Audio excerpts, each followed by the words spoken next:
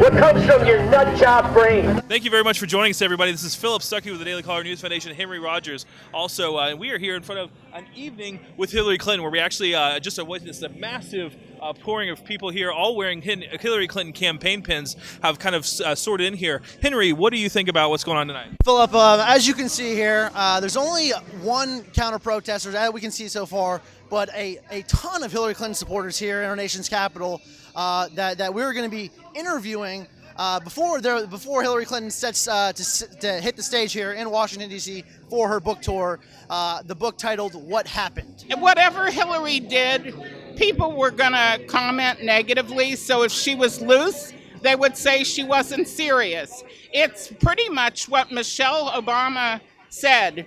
They keep upping the ante. Professional murderer, that's what she is. She was the single most qualified candidate in the history of America. Secretary of State, she'd been a U.S. Senator, she had more foreign policy experience coming into the campaign than anybody. A lot of people are unhappy. For 8 years of anybody, there would be enough people pissed off. Could be Jesus Christ and people would be unhappy.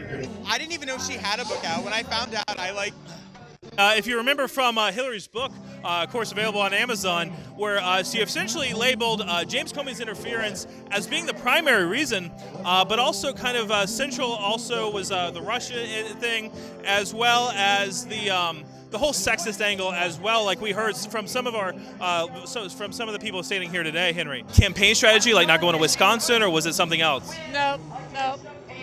Comey. Like the odds were stacked against her with Comey and the FBI. She did win the popular vote. It's all about James Comey, folks. Bernie Sanders, should he have been a Democratic nominee, or should he kind of stepped aside? I think he sidelined Hillary.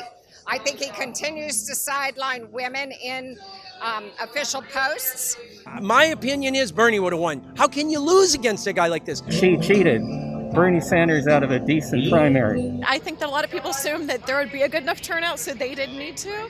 So I think that might have been a factor. So everybody vote. The momentum was against her, and it would have taken a lot to overcome that. You can spin it any way you want. You can blame it on the Russians, on Comey, on anything. Let's figure out why I failed at the last job I did. And I went in there and said, well, it was the boss's fault. It was the other co-workers' fault. No, wait a minute. It was the assembly line's fault. It was everybody's fault but mine.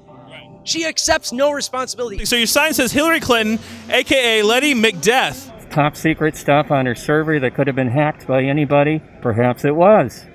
Perhaps that's why those people died in Libya. I'm not saying that, but she was very sloppy. All right, well, thank you very much for joining us, ladies and gentlemen. This has been another protest game day here. We are in front of an evening with Hillary Clinton. This is, of course, from the Warner Theater in Washington, D.C. I'm Philip Stuckey with the Daily Caller News Foundation at The Real P. Stuckey. And I am Henry Rogers with the Daily Caller News Foundation, and it's at Henry Rogers, D.C. Thank you very much for joining us, and hope you have a great day.